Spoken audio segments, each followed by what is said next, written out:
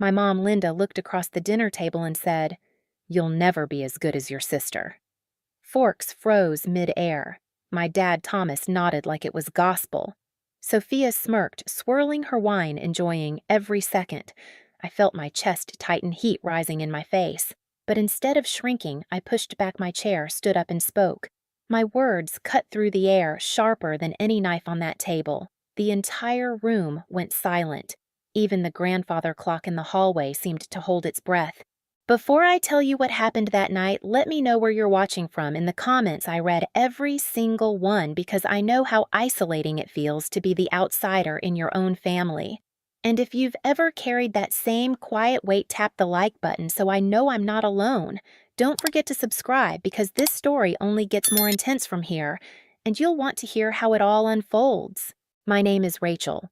I'm 29 years old, and for as long as I can remember, I've been the shadow child in my own family, the invisible one, the one who worked quietly in the background while all the light was directed toward my younger sister, Sophia. It started when we were kids. Sophia was the star, the one who got ribbons for her dance recitals, trophies for her spelling bees, applause at school plays. I was the one who cleaned up the kitchen after Mom's baking sprees, who walked home in the rain when Dad forgot to pick me up from practice. Even then, the pattern was clear. Sophia earned praise for showing up, and I was expected to earn love by carrying weight no one else wanted to hold. I told myself it didn't matter. I told myself that being dependable was enough. But a dependable child grows into a dependable adult, and dependable adults get used especially by the people who are supposed to protect them. Sophia got a car for her 16th birthday. It was a shiny silver Honda with a red bow on top. Everyone in the neighborhood came out to admire it. Linda beamed like she'd won the lottery. Thomas slapped Sophia on the back like she was already a CEO. I was 19 then, and my gift was bus fare money and a reminder not to stay out too late after my diner shifts. I still remember standing in the driveway holding a tray of leftover fries from work, watching Sophia squeal as she slid behind the wheel. Nobody noticed me. Nobody asked how I was planning to get home from my night classes. By the time I finished nursing school, I'd gotten used to the silence. I graduated without a party, without balloons, without even flowers. I went straight from the ceremony to my night shift at the hospital. I told myself saving lives would be its own reward, and in many ways it was.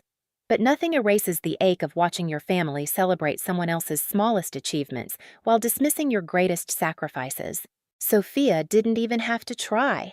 She breezed through college with designer bags on her arm, internships my parents arranged through friends, and a constant stream of "you're destined for greatness" whispered into her ear. Meanwhile, I was working double shifts nights in the ICU, weekends tutoring kids in math to chip away at loans that felt like chains around my ankles. It wasn't just financial, it was emotional too. Every time I came home with good news, it was brushed aside. "That's nice," Rachel Linda would say, already turning to Sophia for the real conversation. Thomas would nod absently, waiting for Sophia's stories about office happy hours or marketing buzzwords he didn't even understand. My accomplishments lived in the margins of their lives, barely noticed before the page turned back to Sophia. But the part that stung the most, I kept giving anyway. I paid bills when the mortgage got tight. I covered utilities when Thomas's hours were cut at work. I sent money for emergencies that always seemed to line up with Sophia's new shoes or vacations. At first, I told myself it was temporary, that families help each other, that one day when I finally couldn't keep standing, they'd notice the weight I'd been carrying. That day never came. The night of Sophia's big celebration dinner proved it. I came straight from a 12-hour ICU shift. My scrubs smelled faintly of bleach and hospital disinfectant, the kind of scent you can never fully wash out. My feet ached from standing. My eyes burned from fluorescent lights and adrenaline crashes. I walked into a dining room that looked like it belonged in a magazine, candles flickering, roasted chicken steaming on platters, polished china plates gleaming under the chandelier. Linda had gone all out. For Sophia. Always for Sophia. The only chair left was the one with the uneven leg, pushed just slightly away from the table like an afterthought. Sophia sat opposite me, glowing in a dress that probably cost more than my monthly rent, her hair falling in perfect curls around her face. Thomas hung on her every word as she described her new office perks: free, kombucha standing desks, beanbags in the lounge. I tried to join in, tried to share something that mattered. Today, I helped resuscitate a patient. He made it through surgery because I caught the arrhythmia in time. My voice shook with pride. Linda barely glanced my way. That's nice, honey. Sophia, tell us about your creative director opportunity. And Thomas, my father, didn't even acknowledge me. He waved his hand like he was brushing away dust. Rachel's still figuring things out. But Sophia's really going places. Their words fell heavier than the fatigue on my body. Still figuring things out, I had a steady job, a career. I was making more than Sophia had ever made. But in their eyes, none of it mattered. In their eyes, success looked like Sophia in a silk dress holding a wine glass. That's when Linda turned toward me fully. Her lips curved into a sneer I'd seen 1,000 times, but the words that left her mouth pierced deeper than they ever had before. Rachel, you'll never be as good as your sister. The world tilted. The table blurred. My chest tightened like someone had dropped a weight onto it. Sophia didn't even flinch. She smirked, savoring the moment, sipping her wine like it was the sweetest victory. And me, I sat there staring at the half-empty plate in front of me, and for the first time in my life, something inside me broke, but not in the way they expected. The rest of that dinner passed in a haze, every sound muffled like I was underwater. Linda's words echoed in my skull on repeat. You'll never be as good as your sister. I chewed food that tasted like ash, swallowed laughter and chatter that felt miles away, and forced myself not to cry in front of them. But something shifted in me that night, something permanent. On the drive home, the city lights blurred past my windshield, and I kept replaying the moment over and over. Thomas nodding like her words were gospel truth. Sophia smirking like she'd won some secret war I never even agreed to fight. I gripped the steering wheel so hard my knuckles turned white. It wasn't just anger, it was clarity. For years, I had begged silently for scraps of recognition, but all I had gotten was dismissal. For the first time, I asked myself, what if I stopped begging? The thought terrified me. I had built my life around endurance, around surviving the next insult, the next slight, the next reminder that Sophia was better. What would happen if I simply refused to play that part anymore? 2 weeks later, the betrayal deepened. I was on my lunch break at the hospital eating a cold sandwich in the staff lounge when I opened Instagram, and there it was a photo of my entire family in Hawaii. Palm trees swayed in the background, the ocean sparkled like glass, and Linda and Thomas posed with umbrella drinks arms wrapped around Sophia and her boyfriend. My stomach dropped. No one had mentioned a vacation. No one had even hinted at it. I scrolled through picture after picture, sunset walks, beachside dinners, Sophia smiling with her arms flung wide like the world was hers. My world shrank to the size of that phone screen. I called Linda immediately. Her voice was cheerful, almost distracted. Oh, Rachel, we didn't think you could get time off work. You're always so busy with your shifts. My throat tightened. You didn't ask, I whispered. You never even asked. Well, it was kind of last minute. Sophia needed to decompress after starting her new job. You understand, right? I hung up before she could say more. My hands shook as I stared at the screen again. Sophia had just captioned another photo. Family time is the best time. Blessed da Ohana. I wasn't family. Not to them. I was a wallet, a safety net, a shadow. Sophia's text came hours later. Sorry, thought you knew about Hawaii. You're always working anyway, so we figured you wouldn't want to come. Hope you're not mad. I wasn't mad. I was devastated. And underneath that devastation, something else was growing resolve. The breaking point wasn't just Hawaii. It wasn't even the birthday party that followed where Linda gave a glowing speech about Sophia's natural talent, while Thomas laughed and told their friends that I was still figuring things out. What broke me was realizing how much of myself I had sacrificed to keep their world spinning. One afternoon, while helping Linda organize her bills, I found them. Sophia's student loan statements all marked paid in full. My hands shook as I flipped through page after page. $45,000 in debt gone. paid off by the same account I'd been depositing money into every month under the illusion I was helping with the mortgage. I confronted Linda the next morning, voice trembling but steady enough to cut through the air. "You've been using my money to pay Sophia's loans." She didn't flinch. She didn't look ashamed. "Sophia needs to focus on her career growth. She can't be weighed down by debt. You have a stable job, Rachel. You can handle your own responsibilities, plus help the family." I laughed then, a bitter, hollow sound that didn't even feel like it belonged to me. "I've been working nights and weekends to pay my own loans while you used my money to clear hers." Linda's eyes hardened. "Don't be selfish. Family helps family. Sophia's success benefits all of us." That's when something inside me snapped completely. For years, I had carried their definition of family on my back like a yoke, telling myself it was love. But in that moment, I understood this wasn't love. This was exploitation, dressed up in the language of loyalty. I walked out of Linda's kitchen and sat in my car, shaking. My phone buzzed with another notification. Sophia had posted a selfie smiling with a caption about gratitude. Gratitude built on my exhaustion. Gratitude paid for with my bloodshot eyes and double shifts. For the first time in my life, I didn't feel invisible. I felt furious. And beneath the fury, I felt something sharper, a plan forming. Because if they could rewrite family loyalty to mean Rachel pays while Sophia shines, then I could rewrite the rules too. Quietly, methodically, without a single warning, and they would never see it coming. After that day in Linda's kitchen, something in me rewired. The old Rachel, the one who accepted scraps and called it family, was gone. In her place stood someone new. Someone who no longer needed their approval to survive. I started small, almost invisible. I stopped making the mortgage payment. It felt terrifying, like cutting an oxygen tube, but also liberating. I half expected Thomas to show up at my apartment door, pounding his fist and demanding explanations. Instead, a week passed in silence. Then the phone calls began. Linda's number flashed across my screen first. I ignored it. Then Thomas. Then Sophia. I let each one roll to voicemail. Their voices grew more frantic with every message. "Rachel, the bank called." "What's going on with the mortgage?" Linda's voice was tight sharp with panic.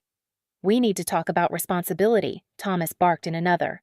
Sophia's text was the most ironic. "Hey, can you fix whatever's wrong? Mom and Dad are stressed." I don't know what's happening. What was happening was simple. The ATM had shut down. I didn't respond. Instead, I went to my desk and pulled out the folder I'd been quietly building for months. Bank statements, deposit receipts, screenshots of transfers. At first, I'd kept them for tax purposes, but now they were something else entirely: evidence. Proof of every dollar siphoned from me to Sophia. Night after my ICU shifts, I sat at my kitchen table under the dim yellow light, organizing papers into neat stacks. The sound of the stapler clicking felt like a battle drum. I highlighted dates, circled amounts, even created a spreadsheet. Mortgage, $2,800 monthly. Sophia's student loans, $650 monthly. Car payment contributions, $400 monthly. Random emergency transfers, $8,200 total. The numbers were staggering. Over $47,000 in 2 years. Nearly $50,000 stolen under the guise of family. As I worked, memories resurfaced, moments I hadn't let myself dwell on before. Linda's offhand comments, "Rachel can handle it, she's the stable one." Thomas's dismissive laugh at family gatherings, "Rachel's just floating for now." Sophia's the one building a future. Even Sophia's oblivious smile when she showed off her new car, never once wondering where the money came from. Every page I organized was like lifting a veil. I wasn't crazy. I wasn't imagining the imbalance. It was real, documented in black and white. At the hospital, Caroline noticed the change in me. She was the charge nurse on my floor, a woman with decades of experience and no patience for nonsense. One night, as we sat in the break room sipping bad vending machine coffee, she studied me. "You've been quiet lately." "Not tired, different." "What's going on?" I hesitated, then poured everything out. The money, the favoritism, the loans, the Hawaii trip. Every detail spilled out like I'd been holding my breath for years. Caroline listened, arms folded, eyes sharp. When I finished, she leaned forward. Rachel, this isn't family support. This is financial abuse. They're bleeding you dry. Hearing the words out loud felt like both a wound and a bandage. Abuse. The thing I hadn't dared to call it. Caroline helped me run the math, checking my spreadsheets, confirming the totals. You've been funding her life while drowning in your own debt. They made you believe that was normal. She shook her head. It's not. You need to protect yourself. Protect myself, the phrase echoed. It felt almost radical after years of protecting everyone else. Could I finally claim that right for me? I started making small changes. Quiet ones they wouldn't notice right away. I redirected my paycheck into a new account, one my parents didn't know existed. I set up automatic transfers into savings labeled Freedom Fund. I stopped answering every call, every guilt-laden message. The silence was deafening. Without my money flowing in, cracks appeared fast. Linda's tone shifted from commanding to pleading. Thomas left longer voicemails trying to guilt me with phrases like family obligations and don't tear us apart. Sophia, predictably, was the most clueless. Mom says the mortgage is behind. Can you just fix it? You're the responsible one. Responsible. The word that had shackled me for years now felt like a weapon I could finally put down. At night, I sat in my apartment with the folder spread across my table, imagining the moment I'd lay it all bare. The dinner table reversed. The spotlight turned. I didn't need to scream or beg. The truth in black ink and neat columns would be louder than any words I could say. And as I prepared in silence, I realized something else. Their world was fragile. All it took was my absence for it to begin collapsing. I had been the invisible beam holding up the house. Without me, the roof was caving in. The thought didn't make me sad. It made me smile just slightly for the first time in a long time, because for once, I wasn't the one breaking. They were. The storm hit faster than I expected. Once my absence in the family finances became undeniable, the guilt campaign began in earnest. Linda called first, her voice syrupy sweet in the beginning. Rachel, honey, I think there's been a misunderstanding with the bank. Just clear it up, okay? Families don't let each other drown. I let the voicemail sit unanswered. The next message wasn't sweet at all. Rachel, this isn't funny. You're putting us all in jeopardy. Do you want us to lose the house after everything we've done for you, everything they'd done for me? I laughed bitterly in my kitchen, staring at the piles of evidence that proved the opposite. Then Thomas chimed in.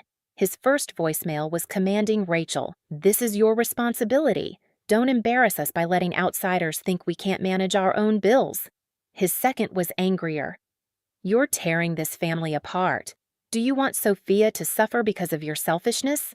That word again, selfish. It was their favorite weapon. But for the first time, it bounced off me like a dull arrow against armor. Sophia's texts came next, a rapid-fire stream of confusion and entitlement. Mom says the bank is threatening foreclosure. Is that true? Can you please just pay it this month? I'll make it up to you. Why are you being like this? You've always helped before. The irony of her last message almost made me choke. I had always helped before, and that was exactly the problem. Days stretched into weeks, and the messages didn't stop. They evolved. When the guilt didn't work, Linda switched to pity. Rachel, I'm so stressed I can't sleep. I'm worried sick about your father's health with all this financial strain.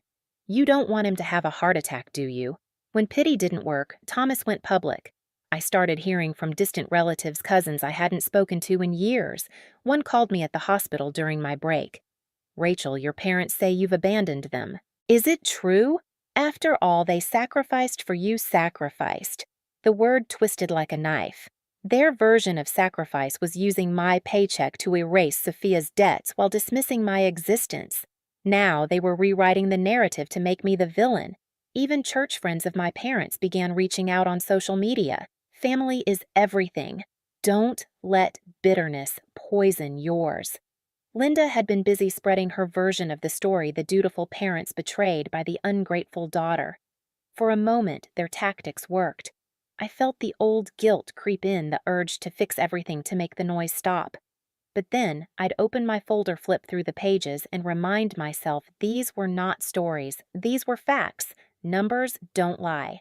Caroline noticed the weight I was carrying. One night after we finished a brutal shift, she caught me scrolling through yet another round of angry messages.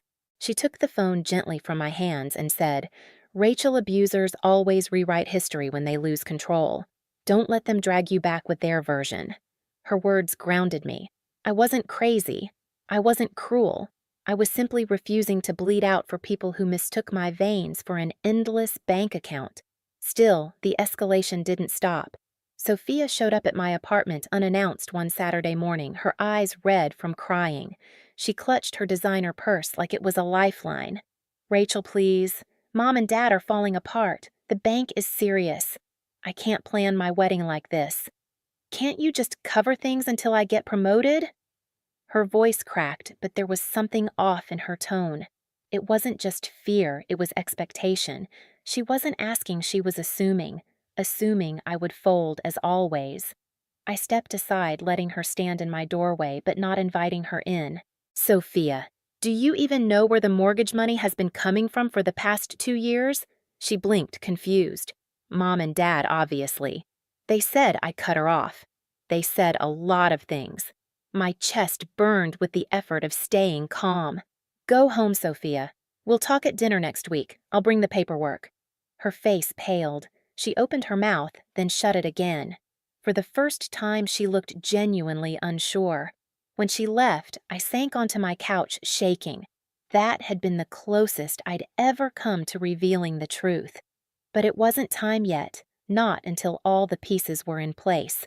The days leading up to that dinner were a war zone. Linda left voicemails alternating between rage and tears. Thomas's texts grew shorter, sharper.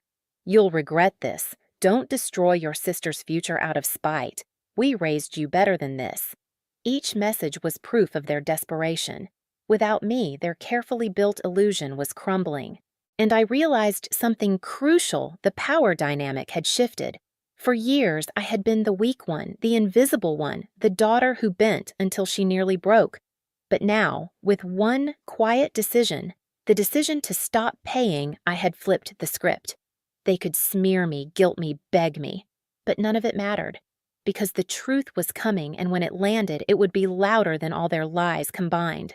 I didn't need to fight their war with words. My silence was enough. And my silence was killing them. The night of the family dinner felt almost ceremonial. Linda had called earlier in the week, her voice unusually bright. "We'll cook your favorites, Rachel. Let's just talk things out as a family." My stomach twisted at her choice of words.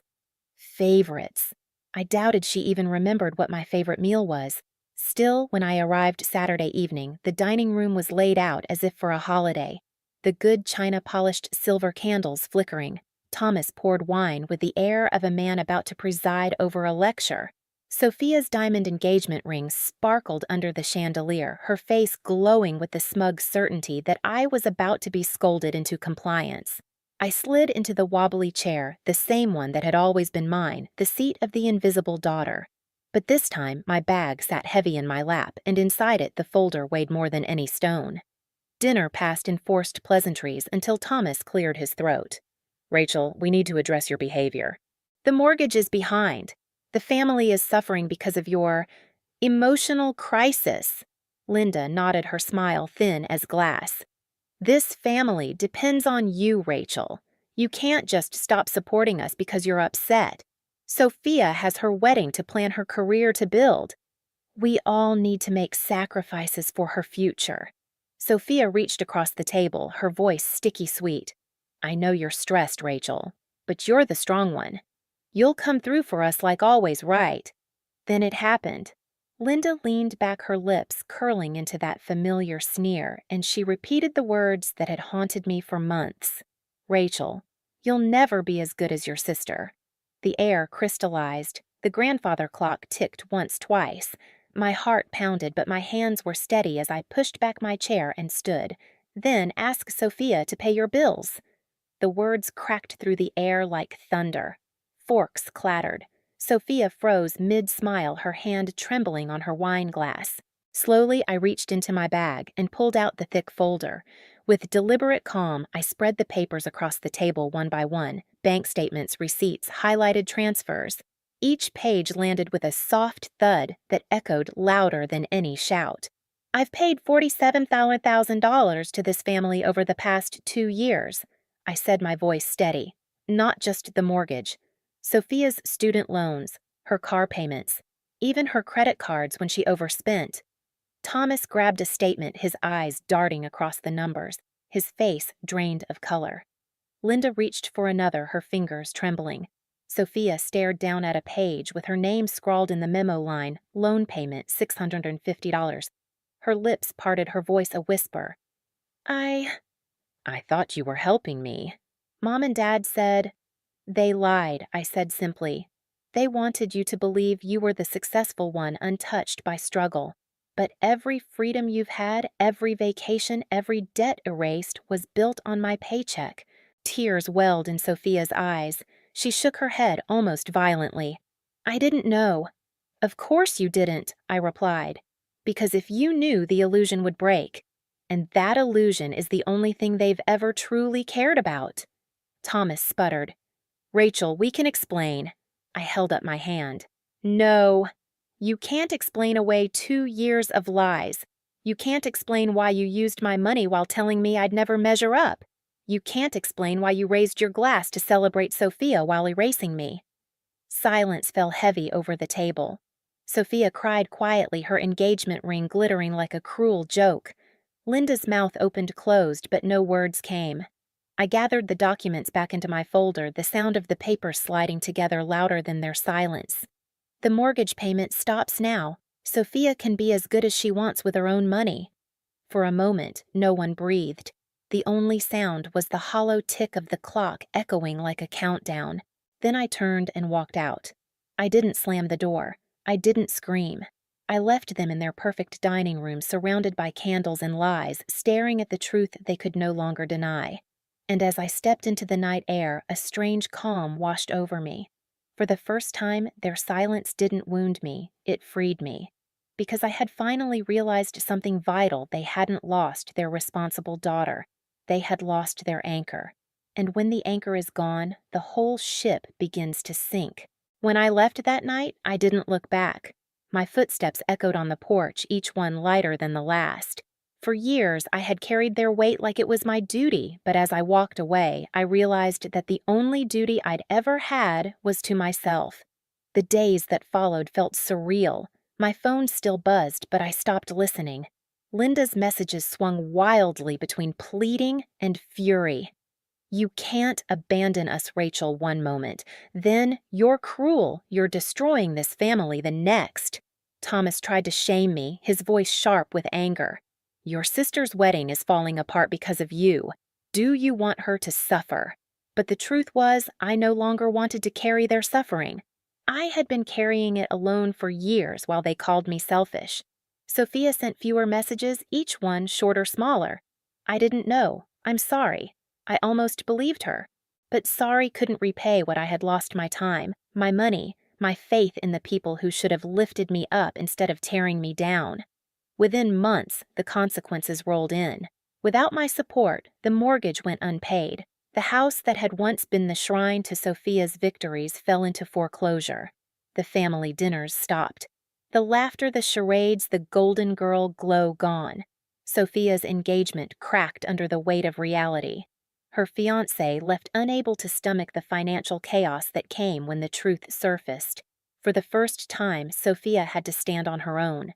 And me, I was already gone. I accepted a position in another city working as a nurse practitioner. My income rose, but more importantly, so did my sense of worth. My colleagues respected me, valued my skills, and saw me as more than the shadow of someone else's success. Caroline hugged me the day I handed in my transfer papers, whispering, "Proud of you. You finally chose you." In my new apartment, surrounded by quiet and sunlight streaming through clean windows, I started to breathe again. No more emergency calls begging for help. No more guilt tripping. No more erasure. Just me, my work, and the people who truly valued what I had to give. And here's the truth I learned in all of it. Sometimes the bravest thing you can do is stop paying for someone else's dream and start investing in your own. I used to think love was sacrifice, but love without respect is just exploitation. I used to think family was forever, but family that feeds on your silence doesn't deserve to stay. They lost me that night at the dinner table, and they'll never get me back. And for the first time, that loss doesn't hurt, it heals. Because walking away wasn't the end of my story, it was the beginning. If you've ever been the one holding everything together while being treated like you were nothing, know this: you are not alone. Drop your story in the comments. I read every single one. Let me know where you're watching from, and if you've ever had to choose between family loyalty and your own self-worth, I want to hear how you found your strength. And don't forget to like and subscribe, because sometimes the most powerful stories aren't about revenge, they're about finally learning how to walk away.